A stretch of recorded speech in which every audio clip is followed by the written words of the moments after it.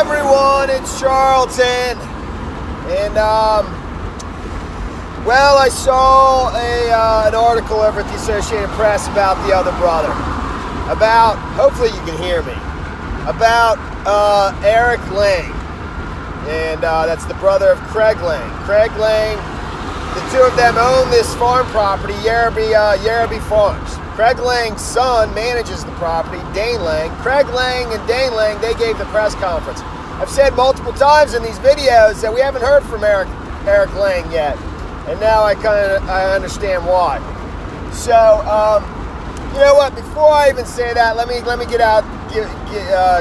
Somebody mentioned in the comments, and I suspect they're correct, is that the attorney for Cristhian Rivera is working pro bono, and I think that's probably true. I do.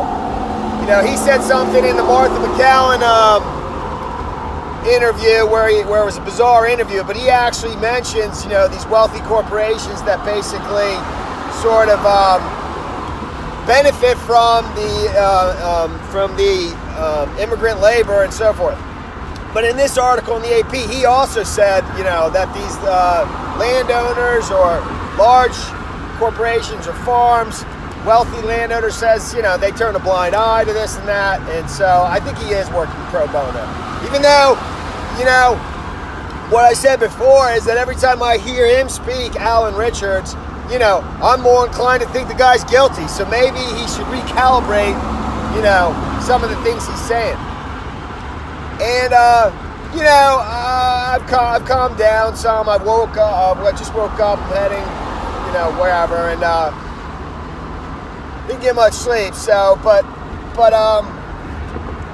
I definitely think that it's very possible that, you know, the right man has been charged, even though he'll run through the legal process and everything, even though there is still tons of questions. There is.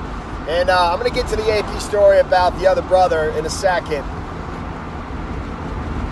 I mean, one question I have is, I mean, you know, there's like 3 huge trailers at the main farm property where I believe several migrant workers that are probably all been put through the Social Security Administration verification system and have the proper paperwork and so on, you know, where they live. How many employees, I don't know. The farm's pretty big, you know.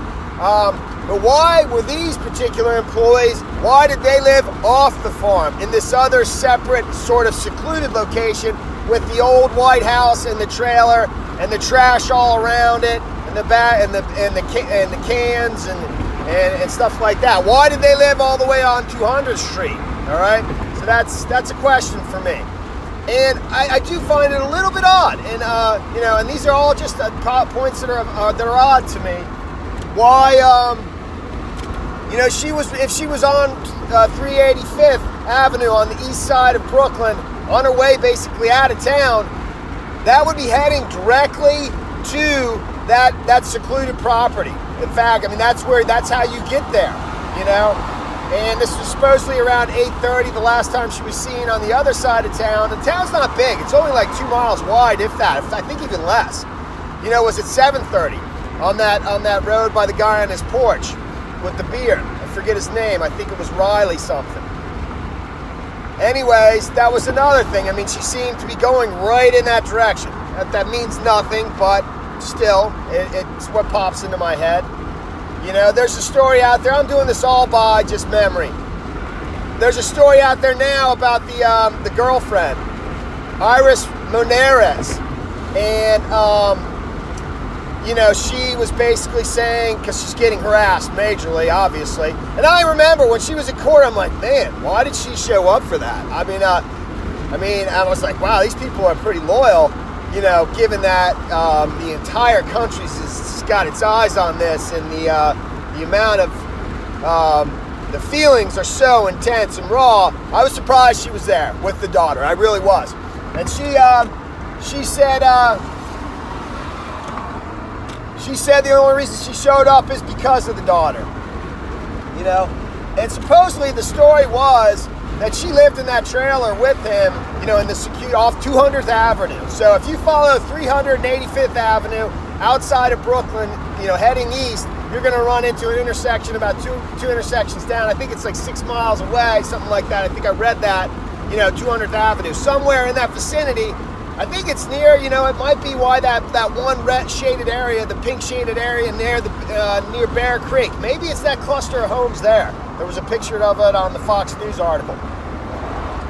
It's very possible that that's where it is. But supposedly she lived there with her boyfriend for a while, but she had left after 2 years. The rumor I heard or read somewhere in an article was that they split up because she cheated on him. That's what I read. And believe me, I'm just telling you what I read. I'm not looking to I'm not trying to falsely characterize anybody. But I did think it was odd that she showed up. And I still don't know who the older couple was, if that's sitting next to her. So, if that's her parents or his parents. The other odd thing I thought that I didn't mention in my previous video was, I'm still not absolutely convinced that it's him. I'm not, even though and these are all it's all just speculation. It's just my opinion. I don't know anything for fact. But why didn't if he managed to do this, let's say he did, and and he did it, and it happened in a span of a few hours. We don't know how late into the night he brought the body all the way over to the cornfield in Guernsey.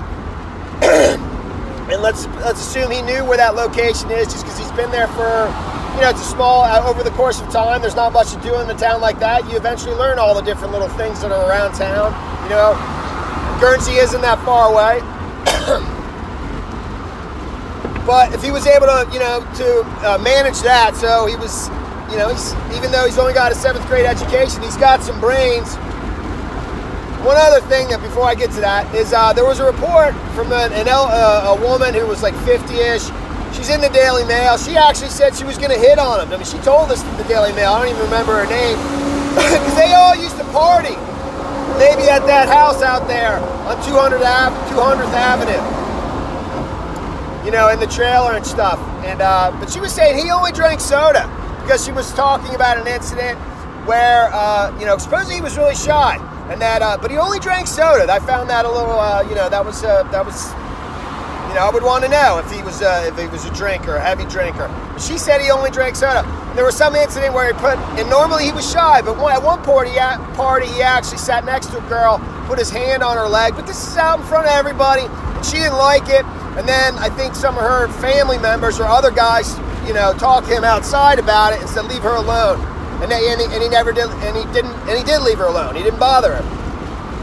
But he didn't drink, supposedly. He only drank soda. I will say, in the trash can, the pictures of all the trash around that house, and I must, again, the fact that that's all the way away from, separate from the farm, that's an issue for me. But most of the cans are all soda cans. They're not beer cans. So where was I? Oh, I know. So, if he was able to pull this off, this dude, with only a 7th grade education, only speaks a little bit of English, why didn't he just take off? Why didn't he just take off and go back, take off to Mexico, man? If he was guilty, and he knows it's only a matter of time, why didn't he just bail, And I understand. I mean, he's admitting it. That's crazy. Why? I mean, if he didn't really do it, why would he admit it? I agreed. And like I said, I'm moving in that direction. I'm starting to come to terms with that. It's not like it doesn't matter. I just want to know. But my thinking is that somebody asked him to help him, and because they have something. Because he had. I mean, the farm has.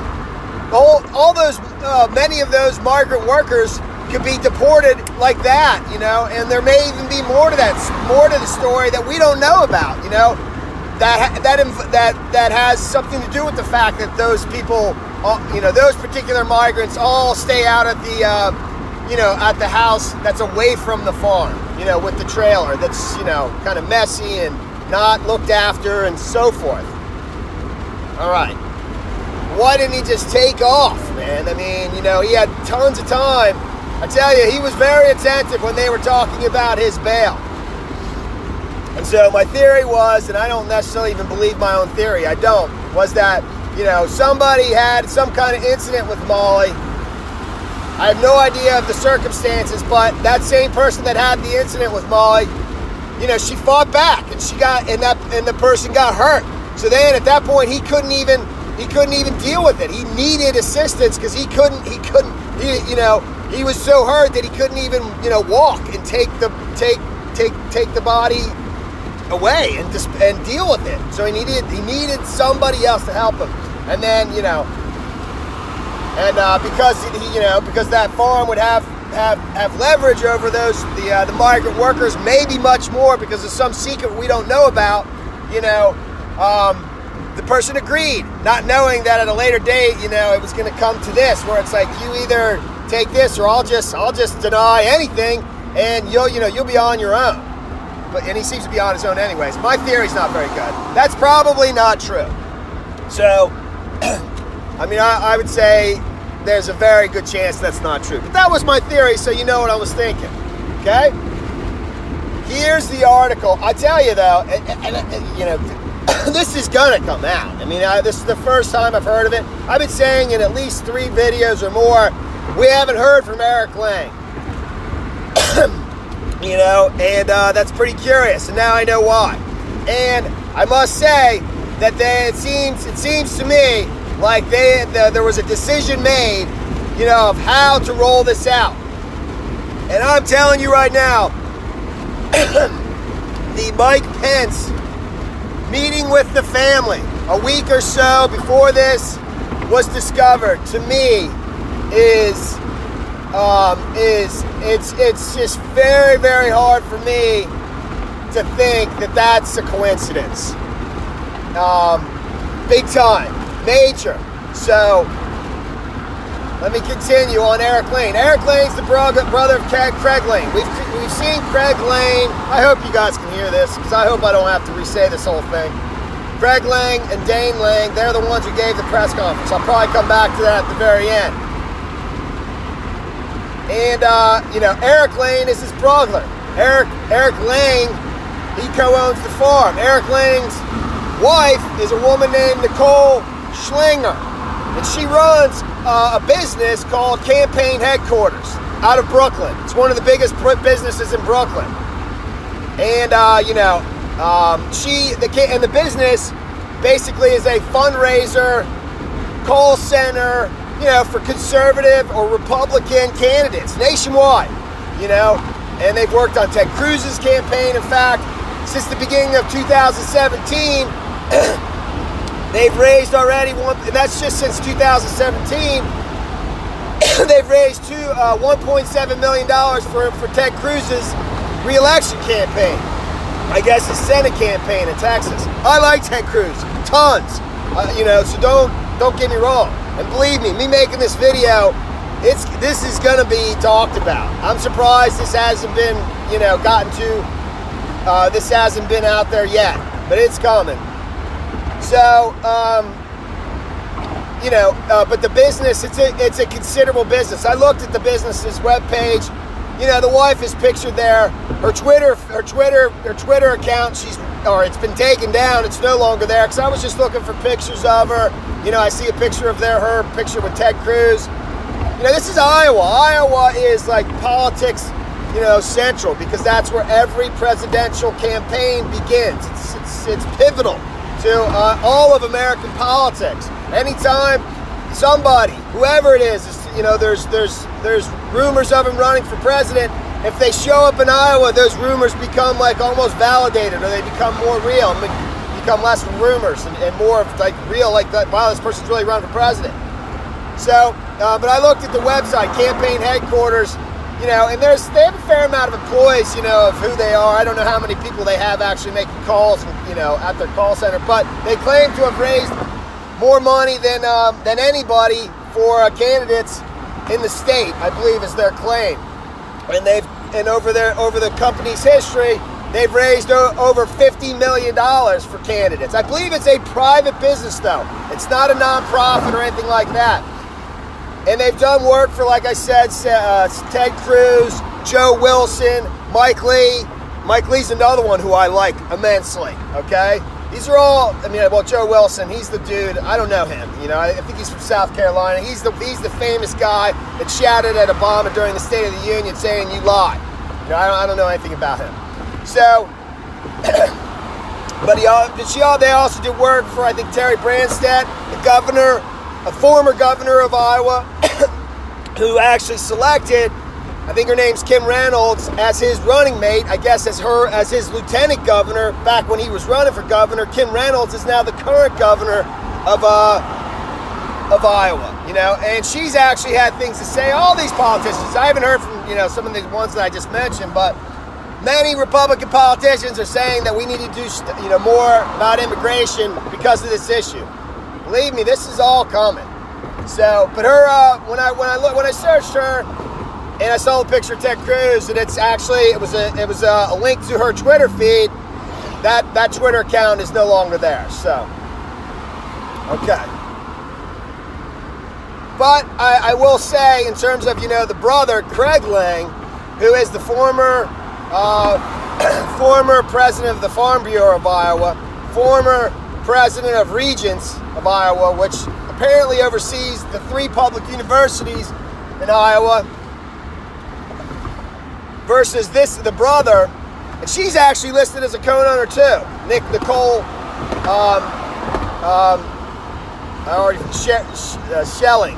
I can't remember, Schelling, I think it is. She's listed as an owner on the property as well, but that, you know, was gifted to her, you know, for like estate reasons, tax reasons. I'm sure extremely legal. Like, I see that all the time when I'm looking at properties myself, and but in terms of who was going to be the, excuse me, who was going to be the public face of this, I can actually understand why the decision was made for it to be Craig and not Eric, the husband of this Nicole. I'm so upset I can't remember her last name, and I said it at the beginning, I knew it then. It's Schelling.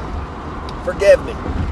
You know, so who runs a business, one of the biggest businesses in Brooklyn, that's raised over $50 million for presumably Republican candidates, you know, nationwide and in the state of Iowa. Many of them one of the works she did, one of the PACs she did, when it's no longer a PAC, I think it was dissolved, but it had to do with you know, like stopping sanctuary cities, PAC something, you know. So the embarrassment is pretty much, it's pretty heavy. It's pretty heavy. So I could almost see why, now I can almost see why that if, say, some employee, and I don't know this, but some employee at that farm maybe, you know, started to figure this out and went to the farm owner and said, you know, basically, so maybe somebody knew before this became public. And the fact that Pence is talking with the parents, you know, weeks before this all becomes public. Now I can see possibly why that wouldn't be a coincidence. Okay? And I think that's the story there. But I will say this, okay? That press conference of Dane Lang. And I'm a conservative, man.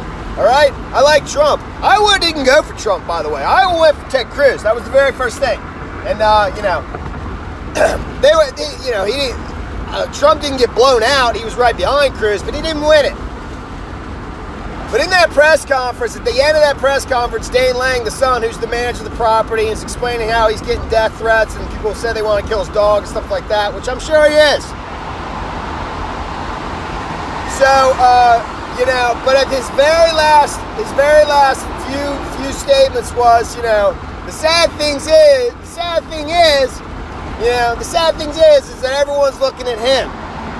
is when they should be focusing on Mollie, and you know, and the fact that,